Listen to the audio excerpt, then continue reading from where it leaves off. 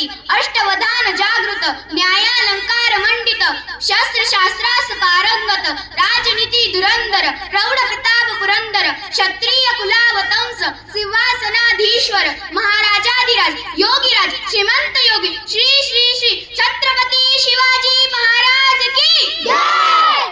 आग्र्याला जाऊन खुद्द औरंगजेबाला भिडला होता.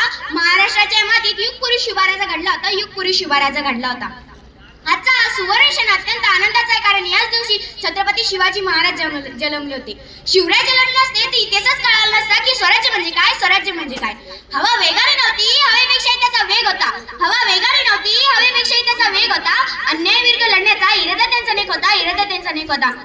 असा जिजाऊचा शुभ लाखात नाही तर जगात एक होता.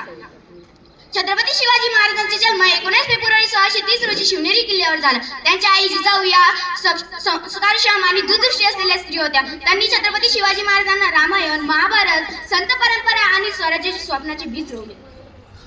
जिजाऊंनी शिवरायांना फक्त तलवार चालवणे शिकवले नाही, तर न्याय, करुणा, धर्म आणि प्रजेप्रती कर्तव्य हेही शिकवले.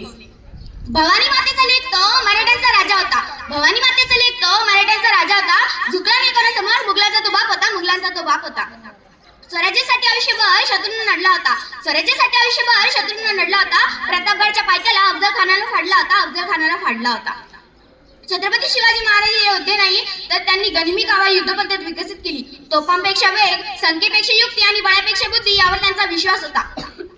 तोरणा, राजगड, सिंहगड, प्रतापगड आणि रायगड असे 350हून अधिक किल्ले त्यांनी बांधले आणि जिंकले. अफजल खानाचा पराभव, शाहिस्ते खानाची फजिती आणि सुरतेची मोहीम हे पराक्रम आजही इतिहासात सुवर्ण क्षणाने लिहिले गेलेले आहेत.